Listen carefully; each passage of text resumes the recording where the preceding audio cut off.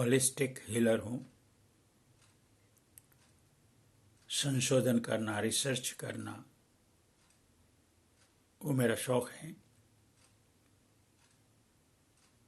Corona के बारे में बहुत कुछ ऐसे सवाल थे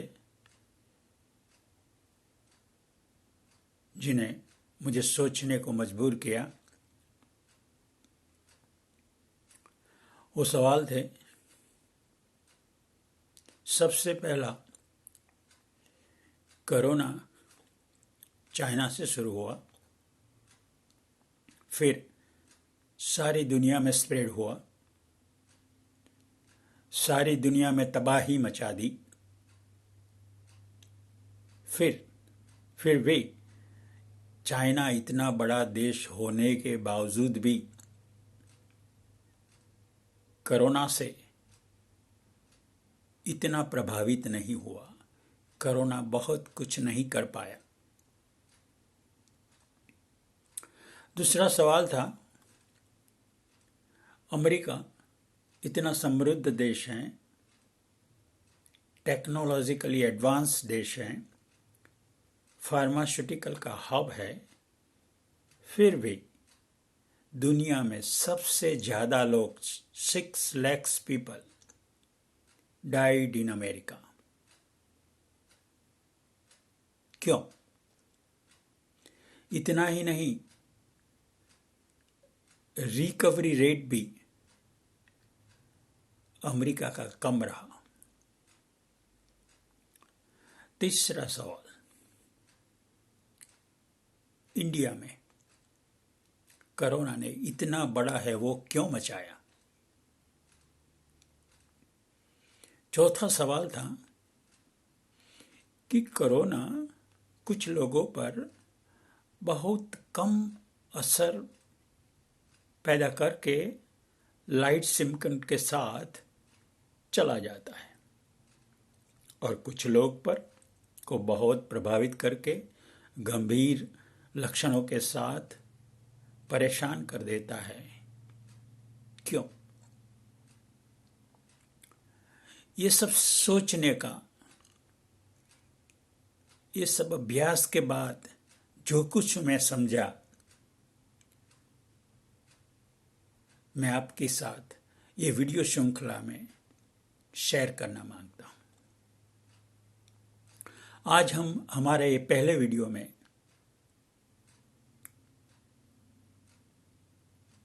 ये देखेंगे कि कोरोना हमारे शरीर में कहाँ से प्रवेश करता है, कहाँ ठहरता है और क्या करता है, वो समझेंगे। बाद में कोरोना क्या है, कैसे हमें संक्रमित करता है, कैसे हमारे लंग्स को डैमेज करता है, वो भी समझने का प्रयास करेंगे। तो कोरोना सबसे पहले किसी व्यक्ति के श्वासोश्वास से, ड्रॉपलेट से या और कोई तरह से हमारी नोजल कैविटी में प्रवेश करता है, साइनस कैविटी में फिर स्प्रेड होता है, बाद में गले में भी अपनी जगह बना देता है। ऐसे कोरोना हमारे नोजल कैविटी में, साइनस कैविटी में और गले में अपना स्थान बना देता है। बाद में वहाँ हमारे बॉडी के सेल के साथ कनेक्ट होके वो अपना खुराक ग्लूकोज पाने का प्रयास करता है। ग्लूकोज पाके वो सशक्त हो जाता है, तब वो अपना एक्सपांशन, मल्टीप्लिकेशन करने का शुरू करता है। पहले 5 दिन ये सब कुछ चलता है। छठे दिन कोरोना हमारे लंग्स पे, हमारे फेफड़े पर आक्रमण करता है। फेफड़े में प्रवेश पाके हमारे फेफड़े को डैमेज करने का काम शुरू करता है। इसलिए छठे दिन हाई फीवर, सूखी खांसी और श्वसन की क्रिया में कुछ गड़बड़ी दिखाई देती है। अब हम ये सोचेंगे कि यदि हम पहले 5 दिन अपना खुराक में ग्लूकोज को न ले और प्रोटीन युक्त आहार ले, जिसे वायरस को ग्लूकोज कम मिले और या न मिले, ऐसा करें। दूसरा इंपॉर्टेंट स्टेप, यदि कोरोना के वायरस को हमारे शरीर में से ग्लूकोज पाने में अवरोध किया जाए तो भी कोरोना को कम ग्लूकोज मिलेगा या नहीं मिलेगा। तीसरा स्टेप, यदि नोजल कैविटी में, साइनस कैविटी में और गले में एंटीवायरल एनवायरनमेंट बनाया जाए तो भी वायरस कमजोर पड़ जाता है और लाइट सिम्टम्स के साथ मर जाता है। लेकिन यदि हम पहले 5 दिन RT-PCR जैसे टेस्ट करके उसका रिजल्ट की राह देखने में बर्बाद करते हैं, फीवर की टेबलेट्स लेके हम ऐसे सोचते हैं कि हमने कोरोना की सारवार शुरू कर दी, तो कोरोना को ग्रो होने में, ग्लूकोज पाके सशक्त होने में कोई देर नहीं लगती और वो सशक्त होके अपना एक्सपांशन शुरू करता है, मल्टीप्लिकेशन करना शुरू करता है और छठे दिन वो फेफड़े में प्रवेश पाता है और प्रवेश पाके हैवी सिम्टम के साथ टाइगर की तरह दिखाई देता है। पहले हम ये समझे कि ये कोरोना है क्या। तो कोरोना के 2 घटक हैं, 2 कंपोनेंट। एक है स्पाइक प्रोटीन और दूसरा है जेनेटिक मटेरियल। स्पाइक प्रोटीन का काम है ये जेनेटिक मटेरियल को लंग्स में, फेफड़े में प्रवेश पाने की जगह करना, वो उसका काम है।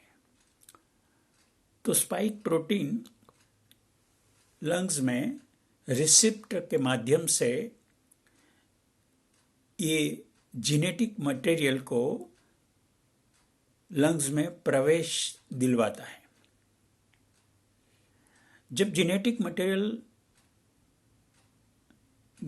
ये फेफड़े में, लंग्स में प्रवेश पाता है,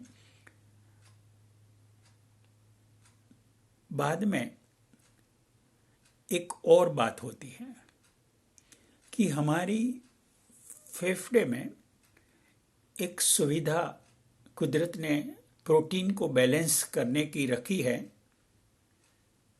जो घटक है रिबोसोम। उसका काम है प्रोटीन की मात्रा को बैलेंस करने के लिए डुप्लीकेशन करना। इस सुविधा का ये जेनेटिक मटेरियल दुरुपयोग करता है।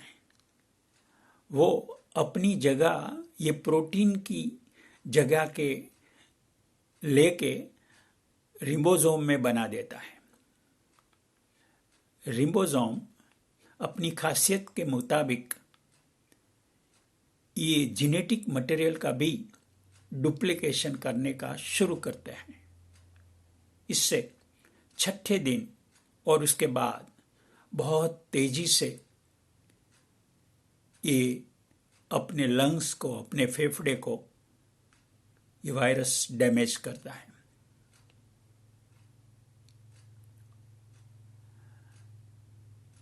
तो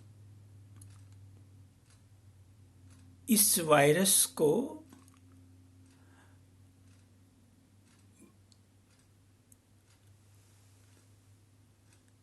हमें कंट्रोल करने के लिए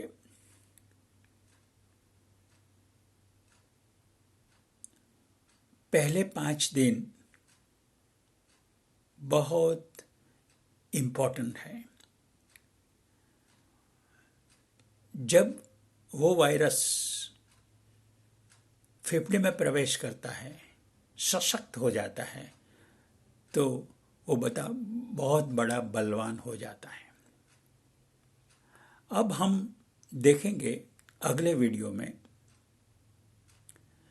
कि हमारा जो इम्यूनिटी सिस्टम है, रोग प्रतिकारक शक्ति का एक तंत्र है, वो कैसे काम करता है।